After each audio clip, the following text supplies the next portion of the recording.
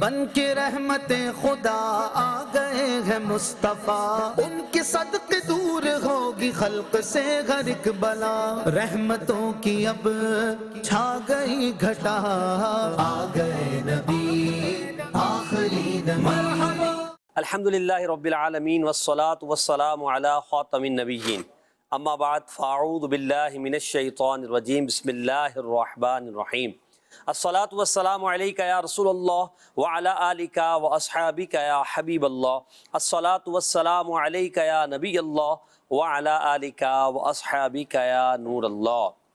اللہ کے سب سے آخری نبی محمد مدنی رسول عربی نبی ہاشمی مکی مدنی صلی اللہ علیہ وسلم کا فرمان عالی شان ہے، جو روزانہ مجھ پر 1000 بار درود پاک پڑھے وہ اس وقت تک نہیں مرے گا جب تک جنت میں اپنی جگہ نہ دیکھ لے۔ صلو علی الحبیب صلی اللہ علی محمد صلی اللہ تعالی علیہ وآلہ وسلم۔ پروگرام ہے حسن و جمال مصطفیٰ۔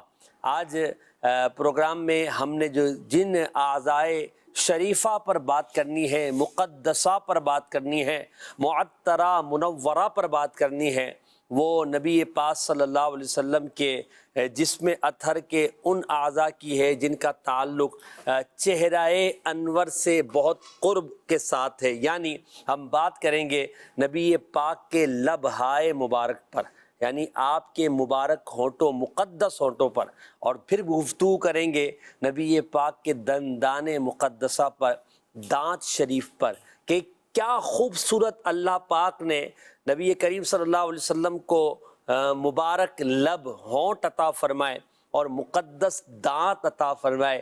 ان کی روعنائی، ان کی برکت اور ان کا تقدس اور ان کے معجزات کیسے تھے، یہ کیا شان ہے میرے آقا کی کہ حضور تو اللہ کی قدرت کا عظیم شاہکار ہے، سر سے لے کر پاؤں تک ہر عضو با کمال ہے، لاجواب ہے، اور نبی کریم صلی اللہ علیہ وسلم کو اللہ پاک نے حسن کامل سے مشرف فرما کر دنیا میں بھیجا ہے۔ شاعر کہتے ہیں نا، مولانا حسن رضا خان صاحب رحمۃ اللہ تعالی علیہ، کہ ایک جھلک دیکھنے کی تاب نہیں عالم کو۔ یہ جو ہم نبی پاک علیہ السلام کے بارے میں سنتے ہیں، پڑھتے ہیں روایتوں میں کہ صحابہ کرام نے بتایا کہ آپ جب مسکراتے تو آپ کے منہ مبارک سے نور کی کرنیں نکلا کرتی تھی، اندھیرے میں آتے تو نور ہی نور ہو جایا کرتا تھا، انگلی مبارک سے آپ کی پانی کے چشمے جاری ہوتے تھے، پاؤں اگر زمین پر مارتے تو پانی کے چشمے جاری ہو جاتے، زمین کا زلزلہ ختم ہو جاتا،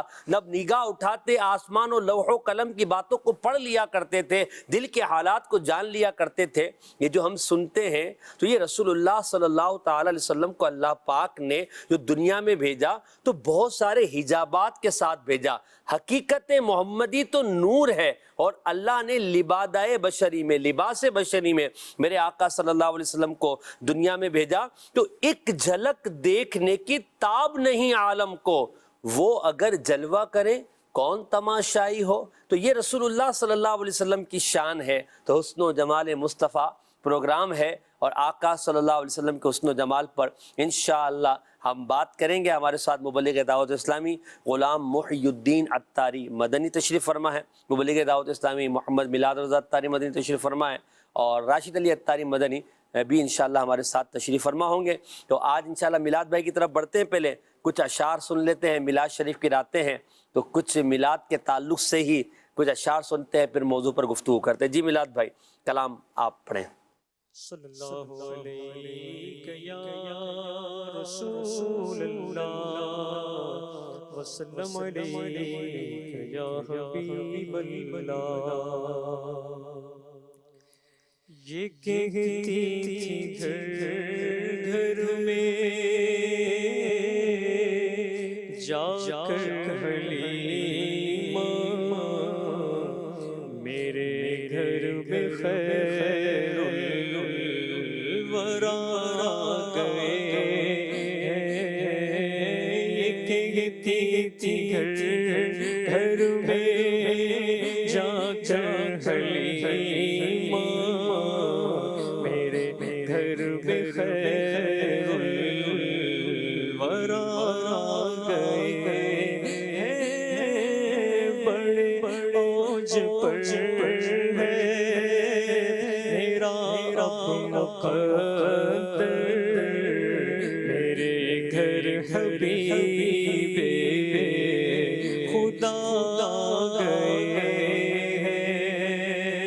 اٹھی چار سو رحمتوں کی فضائیں اٹھی چار سو رحمتوں کی گھٹا کو حق سراجا منیرا میرے گھر وہ نور خدا گئے کہا جن کو حق نے گدا گئے نواسوں کا صدقہ نگاہ خدا گئے بڑے اوج پر میرا رب مقدر میرے گھر حبیب خدا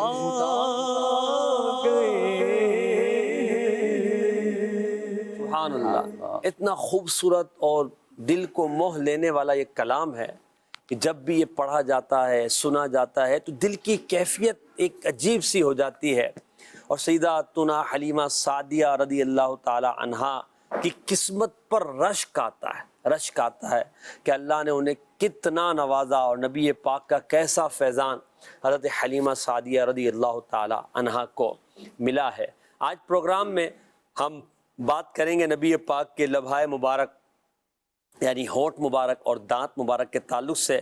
تو اسکرین پر ہم پہلے شعر دیکھتے ہیں، اس شعر کو انشاءاللہ میلاد بھائی طرز میں پڑھیں گے اور اس کے بعد انشاءاللہ ہمارے غلام محی الدین بھائی اس کی وضاحت کرتے ہیں۔ جی، جن کے گچھے سے لچھے جھڑے نور کے، ان ستاروں کی نزہت پہ لاکھوں سلام۔ جن کے گچھے سے لچھے جھڑے نور کے، جن کے گچھے سے لچھے جھڑے نور کے، ان ستاروں کی نزہت پہ لاکھوں سلام، ان ستاروں کی نزہت پہ لاکھوں سلام۔ سلام رضا کا یہ شعر ہے غلام محی الدین بھائی، کس بارے میں اعلیٰ حضرت فرما رہے ہیں اور کیا فرما رہے ہیں؟ بسم اللہ الرحمن الرحیم۔ اس شعر میں سیدی امام اہل سنت اعلیٰ حضرت رحمۃ اللہ علیہ نبی پاک صلی اللہ علیہ وسلم کے دندان مبارک یعنی مبارک دانتوں کی شان بیان کر اللہ اکبر۔ فرماتے ہیں جن کے گچھے سے لچھے جھڑے نور کے، یعنی میرے آقا صلی اللہ علیہ وسلم کے مبارک دانت سچے موتیوں کے گچھوں کی طرح جڑے ہوئے تھے، سچے موتیوں کی طرح تھے، جیسے گچھا ہوتا نا کسی چیز کا کہ وہ ایک ساتھ ترتیب کے ساتھ جمع ہوتے ہیں۔ تو نبی پاک صلی اللہ علیہ وسلم کے مبارک دانتوں کو سچے موتیوں کے گچھوں سے تشبیہ دیا حضرت نے کہ یہ مبارک دانت نبی پاک صلی اللہ علیہ وسلم کے گچھوں کے مانند سچے موتیوں کی طرح جمع ہیں، اور یہ وہ مبارک دانت ہیں کہ جن سے نور کے لچھے یعنی نور کی کرنیں چھن چھن کر نکلتی ہیں۔ اللہ اکبر۔ اور فرماتے ہیں کہ یہ موتیوں کی طرح چمکیلے اور چمکتے دمکتے دانت ہیں جو کہ ستاروں کی مانند ہیں، اور ستارے چمکدار ہوتے ہیں بالکل۔ تو ستاروں کی نزہت کہتے ہیں پاکیزگی کو، چمک دمک کو بھی نزہت کہا جاتا ہے۔ تو اعلیٰ فرماتے ہیں کہ نبی پاک صلی اللہ علیہ وسلم کے مبارک دانت جو گچھوں کی مانند جمع ہیں، جن سے نور کی شعاعیں، نور کی کرنیں چھن چھن کر نکلتی ہیں، اور ایسی نکلتی ہیں کہ پہاڑوں پر، دیواروں پر ان کا عکس پڑتا ہے۔ تو ایسے دانت مبارک کے جو ستاروں کی مانند پاکیزہ اور چمکدار ہیں، ان مبارک دانتوں پر لاکھوں سلام۔ سبحان اللہ۔ دوبارہ میلاد بھائی سے طرز میں پڑھ دیں۔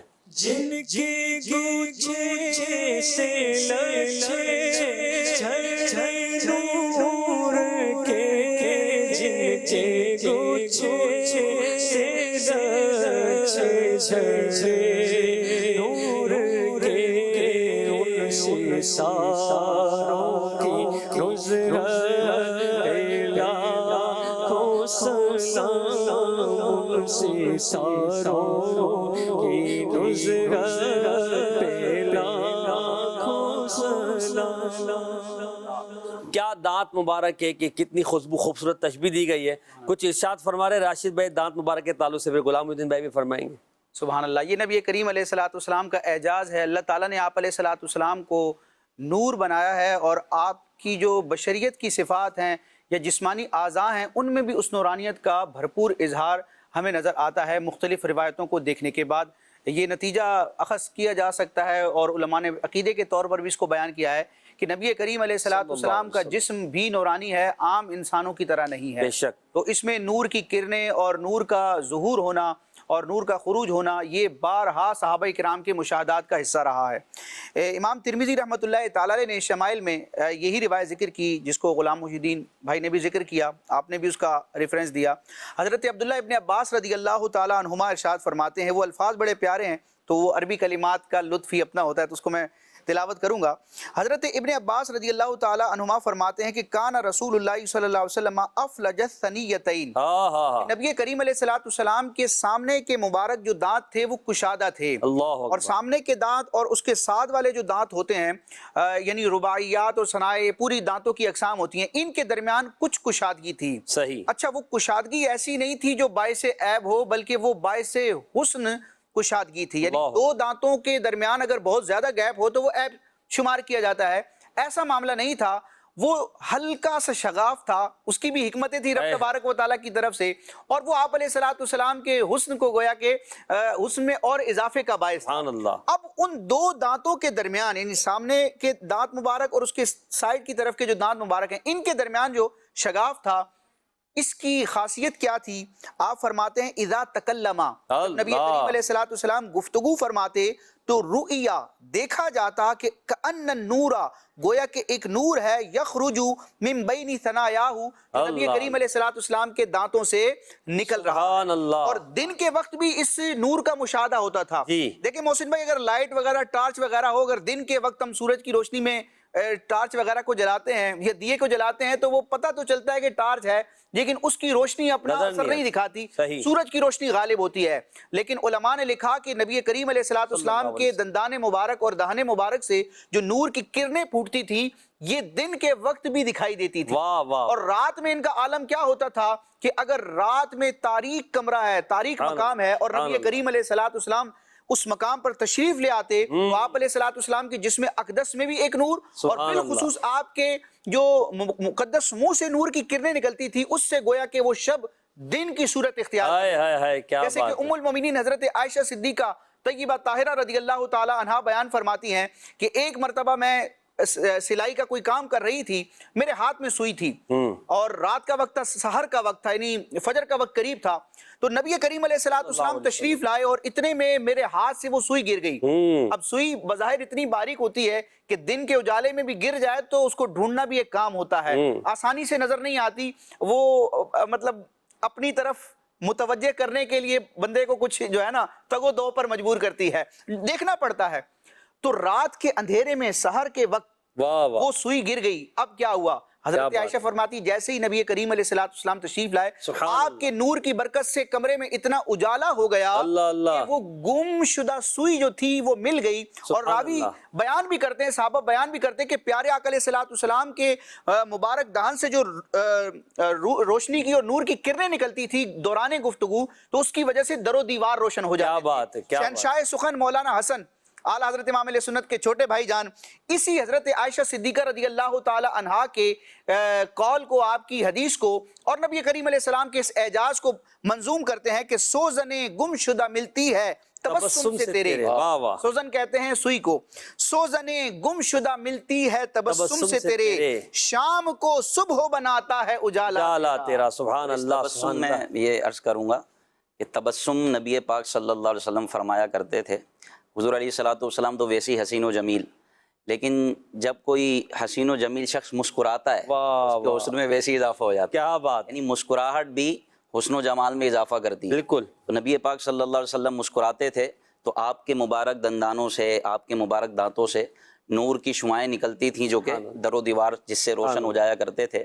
نبی پاک صلی اللہ علیہ وسلم کا آپ نے بھی سنا ہوگا، یہ کتابوں میں لکھا ہے کہ غزوہ احد کے موقع پر ایک دندان شریف، ایک دانت مبارک ہلکا سا وہ شہید ہو گیا تھا۔ جی۔ عوام میں غلط فہمیاں ہیں اور اس طرح کی باتیں عوام میں مشہور ہو جاتی ہیں کہ نبی پاک صلی اللہ علیہ وسلم کے دانت مبارک شہید ہو گئے تھے۔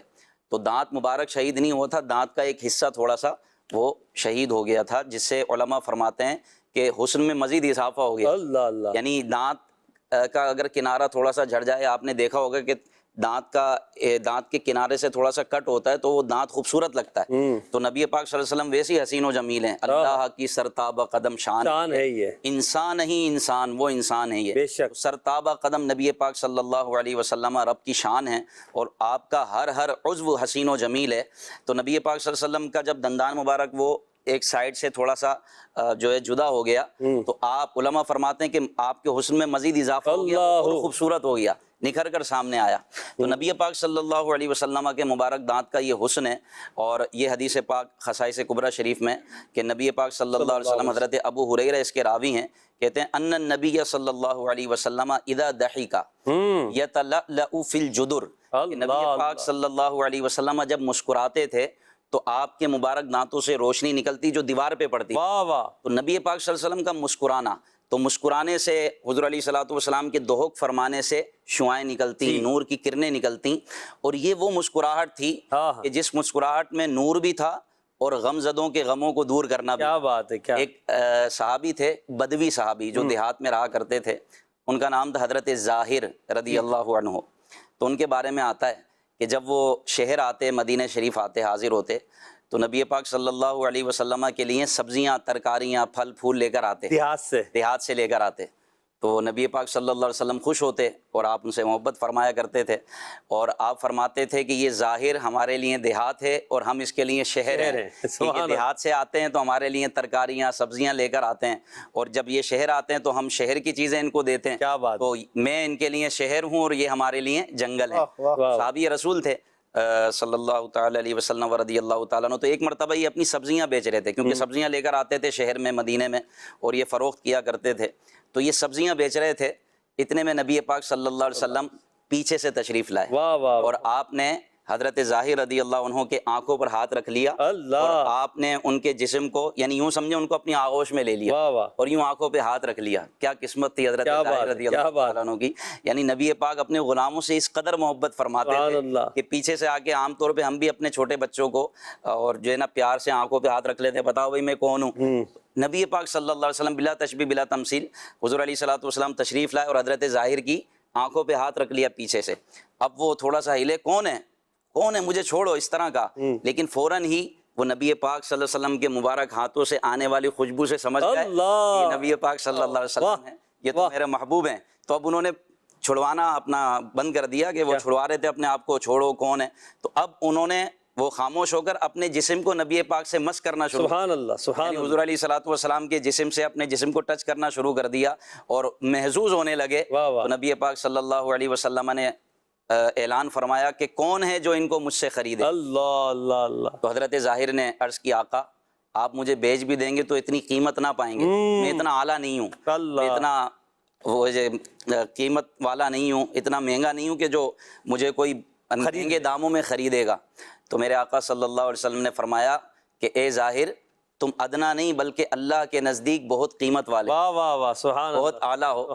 تو اس واقعے پر کہ نبی پاک صلی اللہ علیہ وسلم نے ان کو مسکرا کے دیکھا، وہ خوش ہوئے، حضور علیہ الصلوۃ والسلام کے یہ مبارک جملے کہ اللہ کے نزدیک تمہاری بہت قیمت ہے۔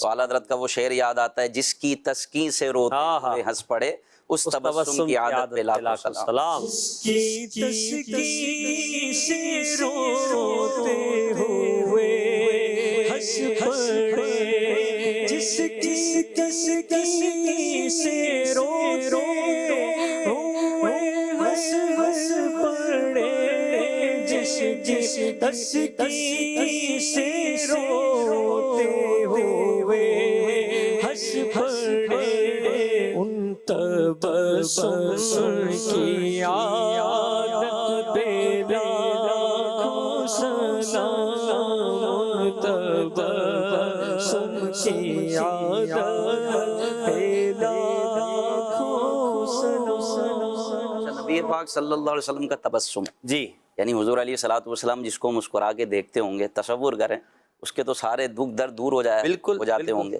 میرے آقا کی تسکین، حضور کا تسلی دینا، کسی کو مسکرا کے دیکھنا سارے غموں کو دور کر اور دیتا. حضور کو متبسم آپ کا اللہ صفاتی اکبر. نام ہے نا. یعنی نبی پاک صلی اللہ علیہ وسلم کے بارے میں صحابہ کہتے ہیں کہ میں نے جب بھی دیکھا تو سرکار کو مسکراتے دیکھا، سبحان اللہ. اور ایسی مسکراہٹ کے جو غموں کو دور کر دے. تو مفتی احمد یار خان نعیمی رحمۃ اللہ علیہ فرماتے ہیں نا کہ کل قیامت کے دن اگر حضور نے مسکرا کر دیکھ لیا واہ تو واہ، انشاءاللہ ہم گناہگار اپنے گناہوں کو بھول جائیں گے. اللہ کسی اکبر. شاعر نے یہ کہا نا کہ ہر نظر کانپ اٹھے گی محشر کے دن، محشر کے دن قیامت کا دن ہوگا، نفسا نفسی کا عالم ہوگا. ہر نظر کانپ اٹھے گی محشر کے دن، خوف سے ہر کلیجہ دہل جائے گا، ہاں. مسکراتے ہوئے آپ آ جائیں گے، حشر کا سارا نقشہ بدل جائے گا. سبحان اللہ، سبحان اللہ، کیا بات ہے. بالکل نبی پاک کی مسکراہٹ پر لاکھوں سلام. نبی پاک صلی اللہ علیہ وسلم کے تبسم کا انداز اور دکھی دلوں کا غم کو دور کر دینا. راشد بھائی کچھ اس سے کرانا چاہ رہے پہلے میں ایک بات عرض کرنا چاہوں گا. جیسے کہ تبسم کی بات ہوئی، کیونکہ نبی کریم علیہ الصلوۃ والسلام کے دندان مبارک اور لب مبارک ان دونوں کا ذکر خیر ہوگا، اور جو تبسم ہوتا ہے، اسمائل ہوتی ہے، اس میں ان دونوں چیزوں کا ایک عمل دخل ہوتا ہے. بالکل. اور نبی کریم علیہ الصلوۃ والسلام کے تبسم کی تو کیا بات ہے. یہاں پر علماء کرام نے ذکر کیا کہ آپ علیہ الصلوۃ والسلام از راہ شفقت اپنے صحابہ کے ساتھ، اپنے امتیوں کے ساتھ کبھی کبھی خوش طبعی فرمایا کرتے تھے. بالکل. اس طرح کے کئی واقعات ہیں، لیکن وہ خوش طبعی قطعاً اس کیفیت یا اس درجے کی نہیں تھی کہ جس سے کسی کی معاذ اللہ حقارت ہو جائے، کسی کی دل آزاری ہو جائے، یا ایک مسلمان کا جو وقار ہوتا ہے اور جو ایک تشخص ہوتا ہے وہ مجروح ہو جائے. صحیح. اور معاذ اللہ نہ وہ ایسی خوش طبعی تھی جو ذکر اللہ سے بندے کو غافل کرنے والی ہو، یا اس میں کسی کے لیے جو ہے نا وہ خوف کی کیفیت پیدا ہو جائے. کیونکہ بعض اوقات ایسا ہوتا ہے کہ ہم اپنے معاشرے میں دیکھتے ہیں دوستی کے نام پر یا وہ کلوز ہونے یا فرینک ہونے کے نام پر بعض اوقات اتنا تمسخر کیا جاتا ہے، اتنی مطلب باتیں کر دی جاتی ہیں، ایسے معاملات کیے جاتے ہیں، اور بعد میں سامنے والے جب ڈس ہارڈ ہونے پر آتا ہے اور چہرے کے تیور بتا دیتے ہیں کہ اس بندے کو یہ اچھا فیل نہیں ہو رہا، تو سامنے سے کہا جاتا ہے یہ تمہارے دوست ہیں، ہمارا ایک قریبی تعلق ہے، میں تو ایسے مزاح کر رہا تھا. تو دیکھیں ایک ہوتا ہے مزاح اور ایک ہوتا ہے مذاق. یعنی لکھنے کے اعتبار سے بھی آپ دیکھیں تو اس میں فرق ہے، ایک کے آخر میں ہا ہے اور ایک میں قاف ہے. تو مزاح اس کی شریعت کی طرف سے ایک دائرہ کار میں رہتے ہوئے اجازت ہے، اس کو خوش طبعی کہا جائے، جس سے کوئی بھی خلاف شرع کام لازم نہ آئے، نہ سامنے والے کی حقارت ہو، نہ دل آزاری ہو، نہ اپنے وقار میں کمی آئے، نہ ذکر اللہ سے غفلت کا معاملہ ہو. ایک ادب اور شائستگی کے اور شریعت اور اخلاق کے دائرے میں رہ کے کسی کا دل خوش کرنا، یہ ہوتی ہے خوش طبعی ہوتی ہے اور مزاح ہوتا ہے. اور ایک یہ کہ مذاق کیا جائے، مذاق یعنی کسی کو گھٹیا جاننا، منہ سے نہیں کہا جائے گا کہ میں آپ کو گھٹیا سمجھتا ہوں، اس کے ساتھ ایسا ایٹیٹیوڈ کرنا، ایسا بیہیو کرنا، ایسے جملے کسنا، ایسا انداز اختیار کرنا کہ تیسرا جو تھرڈ پرسن ہے وہ دیکھ کے یہی کہے گا کہ یہ شاید اس شخص کو اپنے سے کم تر سمجھتا ہے. نبی کریم علیہ الصلوۃ والسلام کا بھی خوش طبعی فرمانا تھا، اور وہ نبی کریم علیہ الصلوۃ والسلام خوش طبعی کی حالت میں بھی حق ہی فرمایا کرتے تھے. صحابہ کرام نے ایک دفعہ عرض کیا، یا رسول اللہ آپ ہم سے خوش طبعی فرماتے ہیں، آپ کا اتنا بڑا مقام و مرتبہ اور یہ آپ کی کرم نوازی ہے کہ آپ خوش طبعی فرماتے ہیں. دیکھیں محسن بھائی، خوش طبعی بندہ جب کرتا ہے نا تو بعض اوقات خوش طبعی کے نام پر بعض خلاف واقع باتیں بھی کر جاتا ہے جن کا حقیقت سے کوئی تعلق نہیں ہوتا.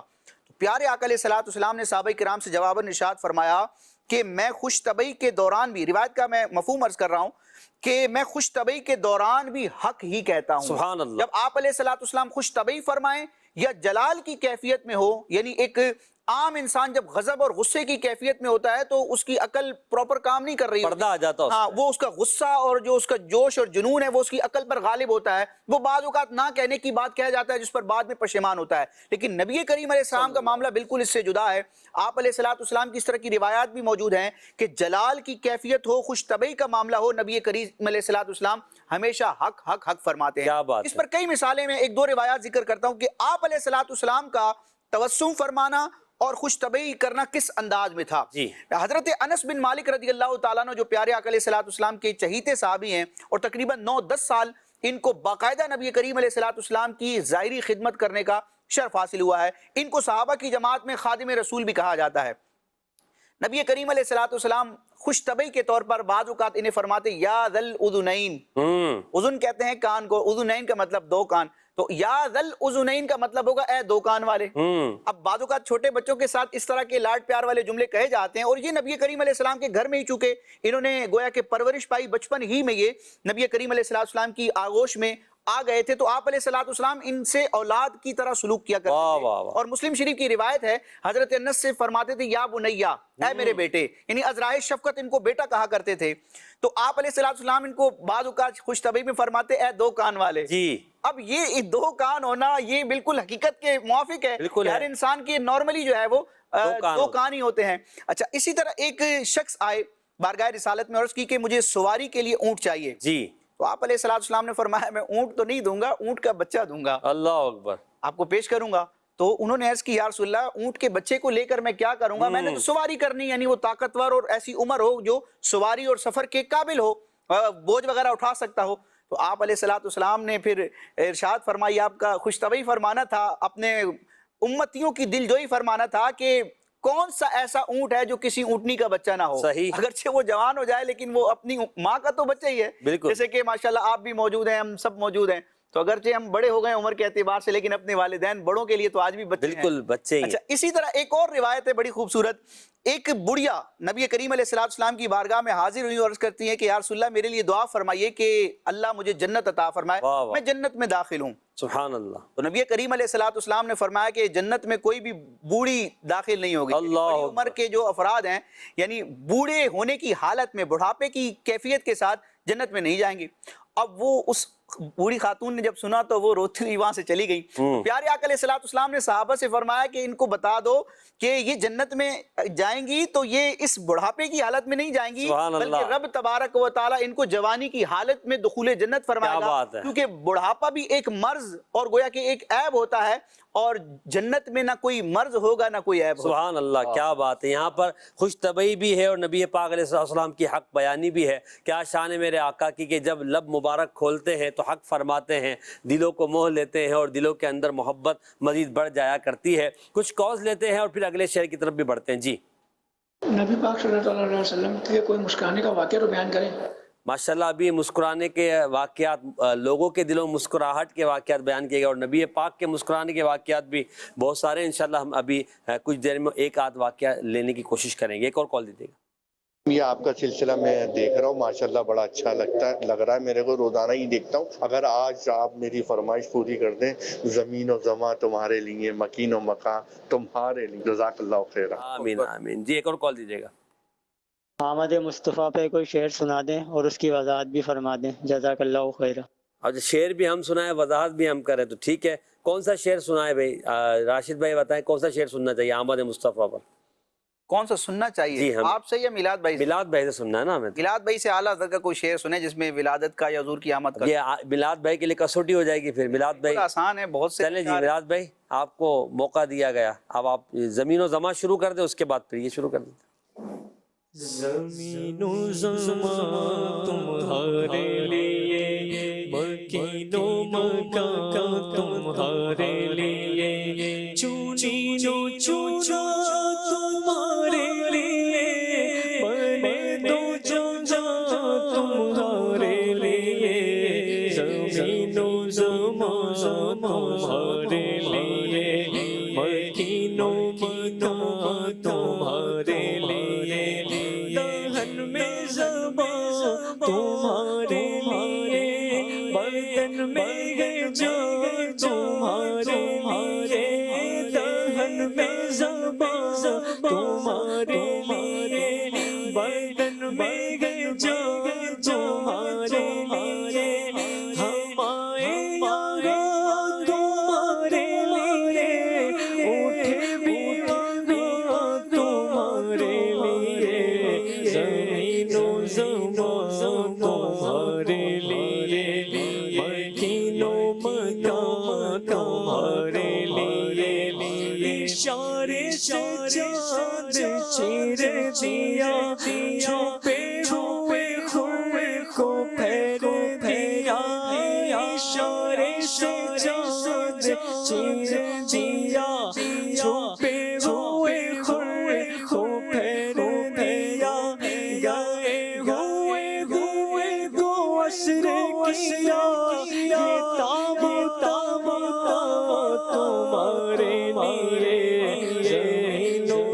تمہارے لیے مکین و مکان تمہارے لیے۔ اللہ، میلاد پہ کوئی شعر نہیں پڑھیں گے آپ کا نام ہی میلاد ہے، اعلیٰ حضرت کا نہیں، کوئی اور پڑھ دے، کوئی مسئلہ نہیں، جشن ولادت پر۔ دھوم گئے تار ہر سو شاہ کے میلاد کی، جھوم کر تم بھی پکارو مرحبا یا مصطفیٰ یا رسول اللہ یا حبیب اللہ۔ جی وہ شعر دکھائیے گا اگلا نبی پاک کے ان اعضاء مبارکہ کے تعلق سے۔ جی، پتلی پتلی گلے قدس کی پتیاں، ان لبوں کی نزاکت پہ لاکھوں سلام۔ جی راشد بھائی، اس کے تعلق سے کوئی ارشاد فرمائیں، پھر انشاءاللہ ہم شعر کو سنیں گے اور پھر انشاءاللہ ہم غلام محی الدین بھائی سے کچھ لمحہ مبارک پر بات کریں گے۔ سبحان اللہ۔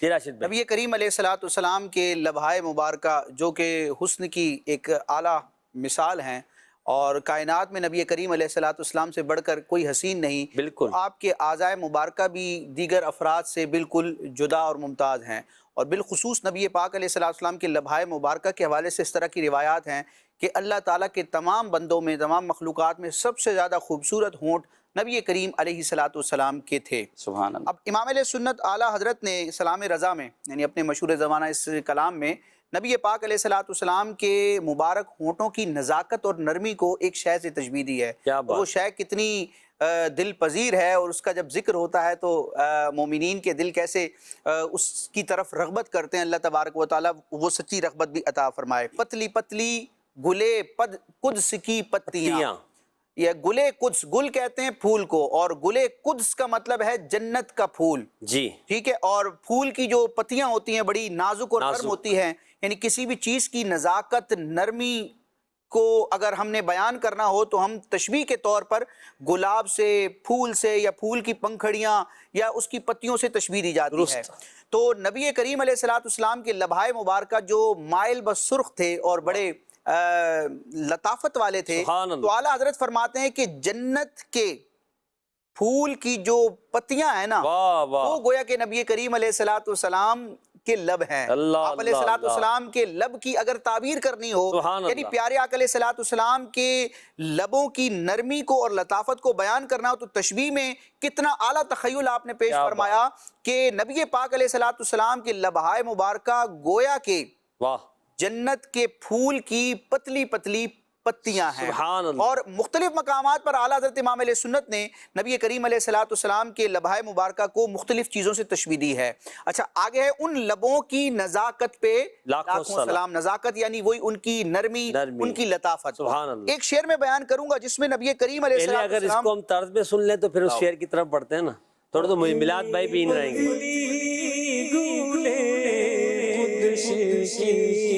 پتیاں پتلی پتلی گلے قدس کی پتیاں، ان لبوں کی نزاکت پہ لاکھوں سلام، ان لبوں کی نزاکت پہ لاکھوں سلام۔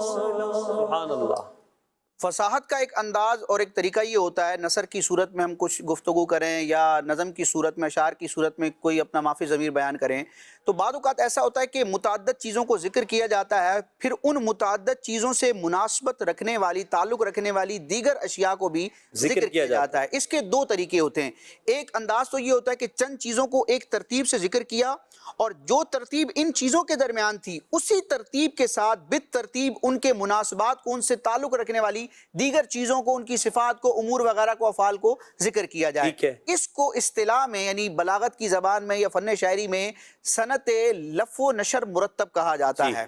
اور بعض اوقات یہ بھی اسلوب اختیار کیا جاتا ہے فصیح کلام میں کہ چند چیزوں کو ذکر کیا جائے، پھر ان کے مناسبات، ان سے ریلیٹڈ چیزوں کو ذکر کیا جائے، لیکن ان میں باہم وہ ترتیب نہ ہو جو ان اصل چیزوں میں ہوتی ہے. تو امام اہل سنت نے دونوں طرح کے گویا کے اشعار اپنے مجموعہ کلام ہدایت بخشش میں تحریر فرمائے ہیں. یہ دوسری قسم کو کہا جاتا ہے ترتیب لف و نشر غیر مرتب. اب میں امام اہل سنت کی ایک مشہور زمانہ کلام کا ایک شعر بیان کروں گا. اس میں آپ رحمت اللہ تعالیٰ نے نبی پاک علیہ السلام کے جسم اقدس کے چند اعضاء کا ذکر کیا ایک ترتیب کے ساتھ. پھر جو شعراء کے تخیلات میں یا فصیح لوگوں کے مطلب انداز اور لب و لہجے میں جسم کے مختلف اعضاء کی خوبصورتی کو کائنات کی مختلف خوبصورت چیزوں سے جو تشبیہ دی جاتی ہے، ان مناسبات کا لحاظ کرتے ہوئے اعلیٰ حضرت نے پہلے مصرے میں نبی کریم علیہ السلام کے اعضائے مبارکہ کا ذکر کیا ہے جس میں لب مبارک بھی آئے گا، اور دوسرے مصرے میں ان سے مناسبت رکھنے والی کائنات کی خوبصورت چیزوں کا ذکر فرمایا جو مثال کے طور پر پیش کی جاتی ہیں. کلام ہے سر تاب قدم ہے تن سلطان زمن پھول، لب پھول دہن پھول زکن پھول بدن پھول. اس میں اعلیٰ حضرت فرماتے ہیں دندان و لبو زلف و رخ شاہ کے فدائی. ماشاءاللہ ہمارے آج کے پروگرام کا جو موضوع ہے دندان مبارک اور لب، اور امام سنت نے بھی دونوں کا اسی ترتیب سے ذکر فرمایا ہے کہ دندان و لب و زلف و رخ شاہ کے فدائی، کہ نبی کریم علیہ السلام کے دانت مبارک، آپ کے ہونٹ مبارک، آپ کی زلف گیسو مبارک اور آپ کے رخ انور پر کچھ کائنات کی خوبصورت چیزیں فدا ہو رہی ہیں. وہ کون سی ہیں؟ اب بالترتیب دیکھتے چلے جائیں. عدن ایک مقام کا بھی نام ہے اور عدن جنت کا ایک درجہ بھی ہے، اور اس کے موتی بڑے خوبصورت ہیں. اس کی روایات میں عمدگی کو بیان کیا گیا ہے. اور ملک یمن میں جو ایک سرخ کلر کا یاقوت لال پتھر تھا وہ ملتا تھا، اور اس کی سرخی بڑی خوبصورت تھی اور وہ اپنی مثال آپ تھا. اسی طرح جو ہرن کے نافے سے مشک نکلتا ہے وہ بڑا خوشبودار، ہاں، اور جو خالص مشک ہوتا ہے وہ بالکل سیاہ ہوتا ہے. تو کسی کے بالوں کی سیاہی کو تشبیہ دینے کے لیے عموماً مشک سے تشبیہ دی جاتی ہے. اور ہونٹوں کی خوبصورتی یہ ہے کہ وہ سرخ ہوں. آپ علیہ السلام کے لبائے مبارکہ سرخ مائل بس سرخ تھے. تو نبی کریم علیہ السلام کے لبائے مبارکہ کو تشبیہ دینے کے لیے اعلیٰ حضرت ذکر کرتے ہیں یاقوت یمن کا جو لال ہے، یاقوت ہے سرخ، اس سے تشبیہ دیتے ہیں. اور چہرے کی خوبصورتی کو بیان کرنے کے لیے عموماً پھول سے تشبیہ دی جاتی ہے کہ اس کا چہرہ تو گلاب کی طرح ہے، پھول کی طرح ہے. تو اعلیٰ حضرت نبی پاک علیہ السلام کے 4 اعضاء کا ذکر کر کے اس کے مناسبات کو ذکر فرماتے ہیں کہ دندان و لب و زلف و رخ شاہ کے فدائی ہیں در عدن، عدن کے موتی ہیں در عدن. کس پر؟ دندان پر. سبحان اللہ. لال یمن لب پر، اور مشک ختن، اور جو مشک ختن ہے یعنی خالص مشک ہے وہ نبی کریم علیہ السلام کے گیسو پر، اور پھول فدا ہے نبی کریم علیہ السلام کے رخ مبارک. یہ سے دوبارہ ایک کو ترتیب سے پڑھ دے پھر شعر کو دندان و لب و زلف و رخ شاہ کے فدائی ہیں در عدن لال یمن مشک ختن پھول. دندان پر فدا ہو رہے ہیں عدن کے موتی، لب پر فدا ہو رہے ہیں ملک یمن کے لال یاقوت، اور نبی کریم علیہ السلام کی زلفوں گیسو پر مشک ختن خالص کالی فدا ہو رہی ہے. اور پیارے آقا علیہ السلام رخ شاہ نبی کریم علیہ السلام کے رخ انور، چہرہ انور پر فدا ہو رہا پھول ہو رہے ہیں. سبحان اللہ، کیا بات ہے. دندان و لب و زلف و رخ شاہ کے فدائی، دندان و لب و زلف و رخ شاہ کے فدائی، ہے درد عدن لال یمن مشک ختن پھول، ہے درد عدن لال یمن مشک ختن پھول. سبحان اللہ. غلام محی الدین بھائی، اسی کلام کا جو مطلع لب پھول دہن پھول زقن پھول دہن پھول والا، اس میں بھی تو نبی پاک کے لب مبارک اور دہن مبارک کا ذکر کیا گیا ہے، اور حضور کے لب پر ہم بات کر رہے ہیں، تو کیا کہتے ہیں آپ؟ نبی پاک صلی اللہ علیہ وسلم کے لبھائے مبارک، سبحان اللہ، اس کا تو حسن بے مثل و بے مثال ہے. بے شک. کتنا ماشاءاللہ خوبصورتی سے اعلیٰ حضرت نے، جو راشد بھائی نے وضاحت کے ساتھ بیان کیا. تو نبی پاک صلی اللہ علیہ وسلم کے لبھائے مبارک، سبحان اللہ، اللہ پاک سے اعلیٰ حضرت نے یہی دعا کی ہے اور ان لبھائے مبارک کا صدقہ مانگا اعلیٰ حضرت نے کہ اگر وہ لب مبارک وہ لبھائے مبارک، ہم کہتے ہیں نا لبھائے مبارک کو جنبش ہوئی، سبحان اللہ، رحمت کے پھول جڑنے لگے، واہ واہ واہ، یہ جملے ہمارے ہیں الحمدللہ دعوت اسلامی میں، کہ لبھائے مبارک کو جنبش ہوئی، الفاظ کچھ یوں ترتیب پائے، اللہ اکبر، رحمت کے پھول جھڑنے لگے۔ سبحان اللہ، میرے آقا صلی اللہ علیہ وسلم کے لبھائے مبارک جنبش کرتے ہیں امت کے لیے۔ اللہ اللہ، اور روایت میں ہے حضرت فضل بن عباس رضی اللہ عنہ فرماتے ہیں کہ جب نبی پاک صلی اللہ علیہ وسلم کو قبر انور میں رکھا گیا اللہ، تو میں نے آخری دیدار کی غرض سے آپ کے چہرہ انور کی زیارت کی۔ سبحان اللہ، کہتے ہیں اذا رأیت شفتیہ یتحرک، اللہ، جب میں نے دیکھا تو آپ کے لبھائے مبارک حرکت کر رہے تھے، واہ واہ، جنبش کر رہے تھے۔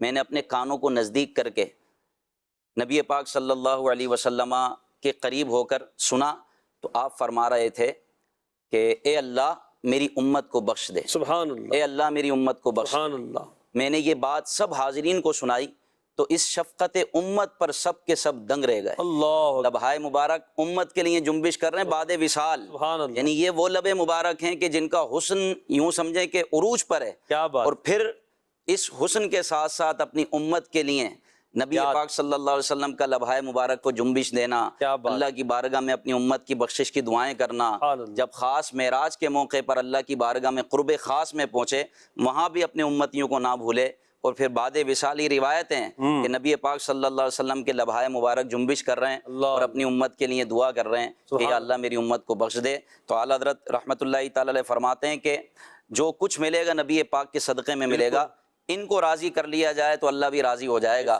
اور شفاعت ہے نبی پاک صلی اللہ علیہ وسلم کے ہاتھوں، شفاعت کا سہرا حضور علیہ الصلوۃ والسلام کو سجا ہے، اگر شفاعت ہو گئی تو ہم گناہ گار بھی مستانہ وار جنت میں جائیں گے۔ انشاءاللہ، آپ فرماتے ہیں گر لب پاک سے اقرار شفاعت ہو جائے، واہ واہ واہ، گر لب پاک سے اقرار شفاعت ہو جائے، یوں نہ بے چین رکھے جوشش عشیاں ہم، ہاں ہاں، یعنی پھر ہم جو گناہوں کی وجہ سے بے چین رہتے ہیں گناہ گار، اللہ، گر لب پاک سے اقرار شفاعت ہو گیا تو ہائے ہائے، گناہ بھول جائیں گے اور نبی پاک کے پیچھے پیچھے حضور کی شفاعت کے صدقے جنت میں سبحان چلے جائیں۔ اللہ، سبحان اللہ، لبِ پاک سے اقرار شفاعت ہو جائے، گر لبِ پاک سے اقرار شفاعت ہو جائے، یوں نہ بے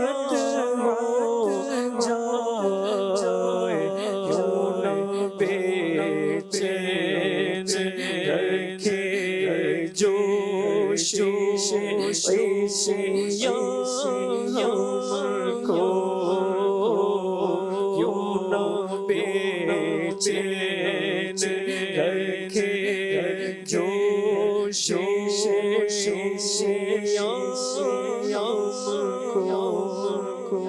کو۔ اس طرح کی کئی روایات ہیں کہ قیامت میں نبی کریم علیہ الصلوۃ والسلام اپنی امت کے گناہ گاروں کے قریب ترازو آ کر اور جہنم میں لے جانے والے فرشتوں کے پاس جا کر اپنے مبارک لبوں سے اس گناہ گار کی شفاعت فرما کر ان سے چھڑا کر جنت کی طرف لے جائیں گے۔ بعضوں کو واپس پلٹا کر میزان عمل پر لایا جائے گا، کہا جائے گا کہ ان کا دوبارہ نامہ اعمال تولا جائے، اور پھر فرشتے عرض کریں گے کہ آج تو اللہ کے حکم کی عدولی کر ہی نہیں سکتے، ہم تو اللہ کا حکم ماننا ہے۔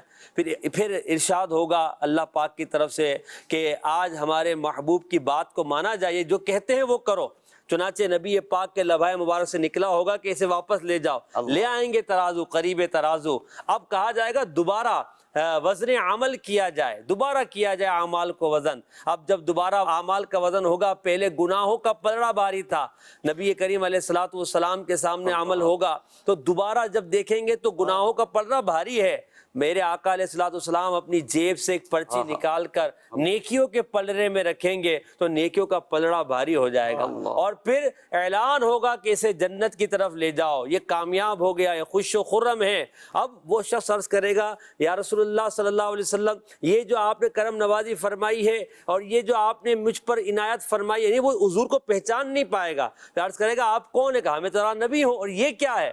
تو وہ نبی پاک فرمائیں گے یہ تیرا وہ درود ہے جو تم اس سے مجھ پر دنیا میں محبت کے ساتھ پڑھا کرتا تھا۔ تو اب آپ دیکھیں ان لبوں کی طاقت کیسی ہے کہ جب رسول اللہ قیامت میں اپنی لب کشائی فرمائیں گے اور جب رحمت کے پھول جھڑیں گے، گناہ گاران امت کے گناہوں کی بادل چھٹیں گے اور پھر نیکیوں کے پلڑے بھاری ہونا شروع ہوں گے، گناہوں کے پلڑے خالی ہونا شروع ہوں گے اور شفاعت کی آوازیں آنا شروع ہوگی اور محشر میں ہر طرف یہ شور مچ جائے گا کہ الحمدللہ مبارک ہو مصطفیٰ کے لبہائے مبارک کی شفاعت سے فلاں کامیاب ہو گیا۔ تو یہ جو منظر ہوگا وہ میرے آقا کے لب مبارک کی برکت انشاءاللہ قیامت میں دیکھنا اللہ ہمیں نصیب فرمائے گا انشاءاللہ۔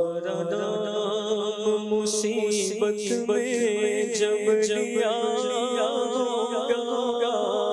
ہمارا بگڑا ہوا کام بن گیا ہوگا، گناہگار پہ جب لطف آپ کا ہوگا، کیا بغیر کیا ہوگا،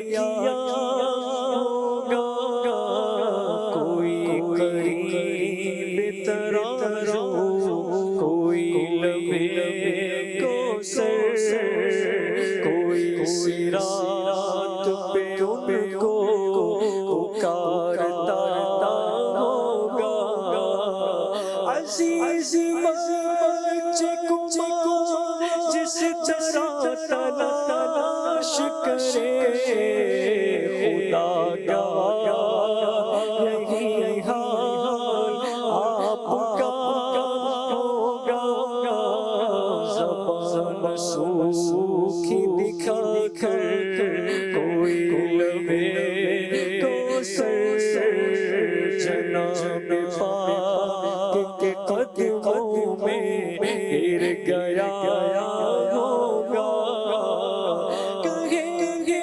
اور نبی اذهبوا إلى غیری، میرے حضور کے لب پر آنا لگا ہوگا،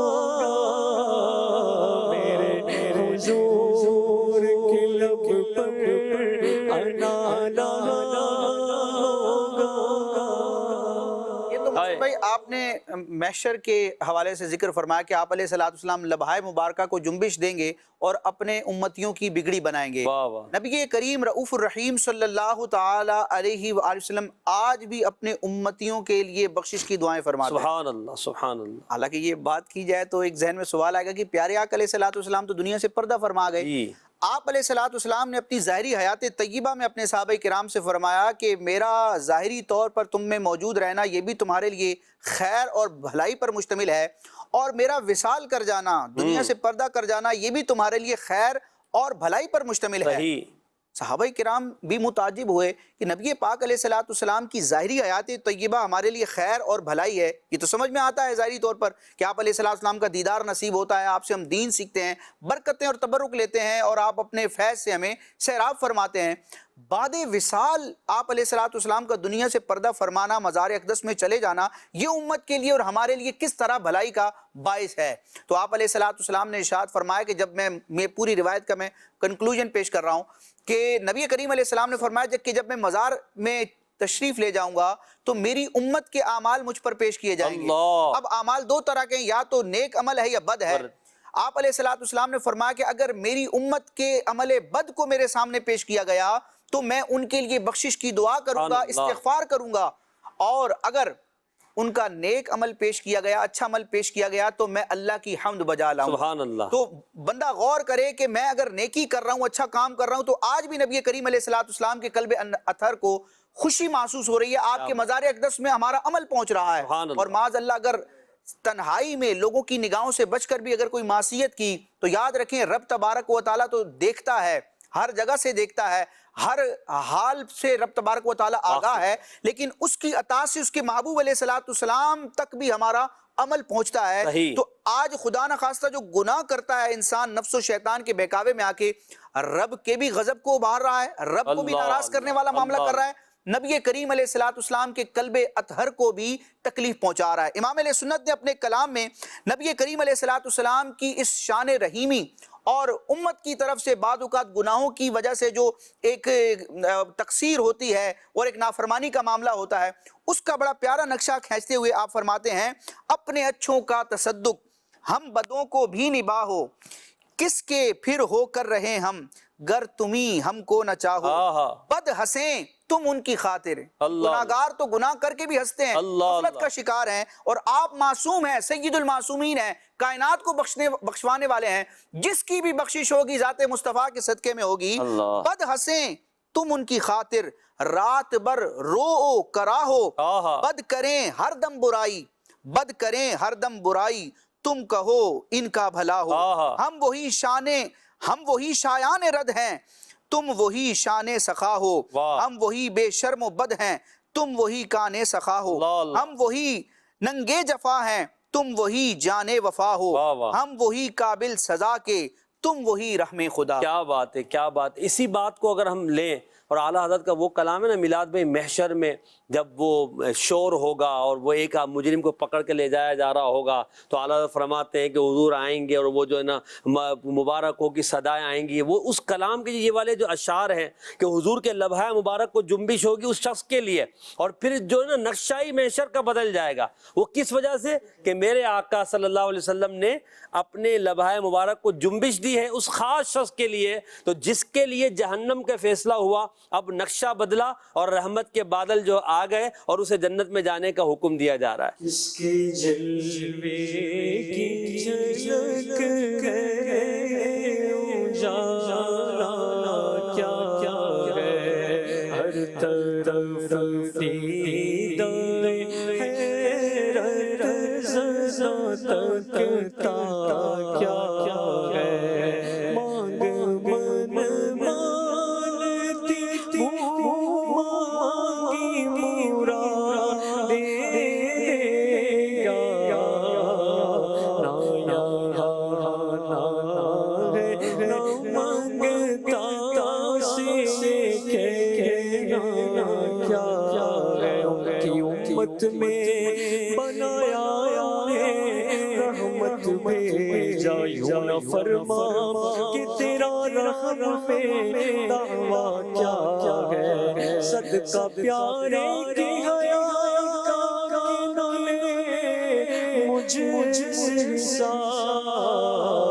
بخش بے پوچھے لجائے کو لجانا کیا ہے. زاہد کا میں گناہگار, وہ میرے شافع تیری نسبت مجھے کیا کم ہے, تو سمجھا کیا ہے. بے بسی ہو جو مجھے پرسش اعمال کے وقت, دوست کیا کہوں اس وقت تمنا کیا ہے. کاش فریاد میری سن کے یہ فرمائے حضور, ہاں کوئی دیکھو یہ کیا شور ہے, غوغا کیا ہے, کون آفت زدہ ہے, کس پہ بلا ٹوٹی ہے, کس مصیبت میں گرفتار ہے, صدمہ کیا ہے, کس کہتا ہے کہ لالا خبر لیجئے میری, کیوں ہے بیتاب یہ بے چینی کا رونا کیا ہے. اس کی بے چینی سے خاطر اقدس پہ ملال, بے کسی کیسی ہے پوچھو کوئی گزرا کیا ہے. جو ملائی کرے معروض کہ ایک مجرم ہے, اس سے پرسش ہے بتا تو نے کیا کیا ہے. سامنا قاہر کا ہے دفتر اعمال ہے پیش, رہا ہے کہ خدا حکم سناتا کیا ہے آپ سے کرتا ہے فریاد کہ یا شاہ رسول بندہ بے کس ہے شاہ رحم میں وقفہ کیا ہے اب کوئی دم میں گرفتار بلا ہوتا آپ آ جائیں تو کیا خوف ہے کھٹکا کیا ہے سب کی یہ عرض میری بغیر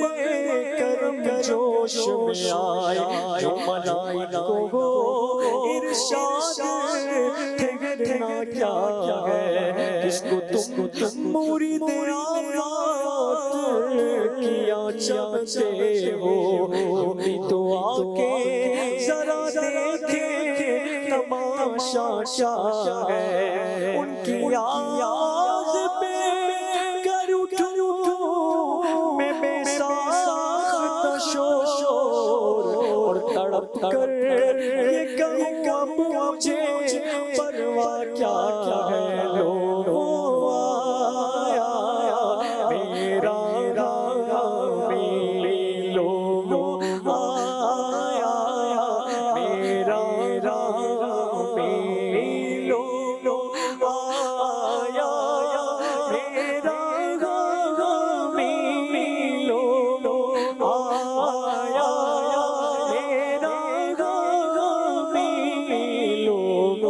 آیا میرا لوگوں آیا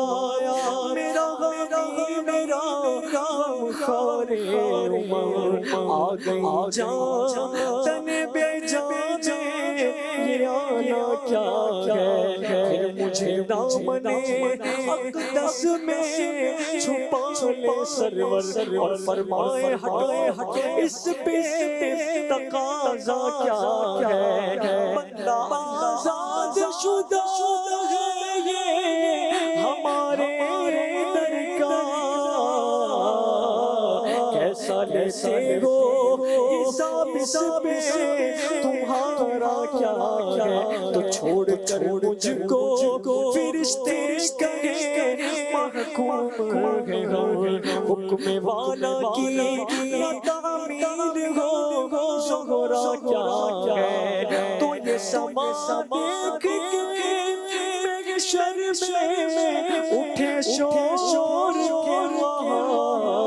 چشم بدور ہو کیا شان ہے رتبہ کیا ہے صدقے اس رحم کے اس سایہ دامن پہ نثار آنے بندے کو مصیبت سے بچایا کیا ہے رضا جانے آنا دل تیرے نغموں کے نثار بلبلے باغ مدینہ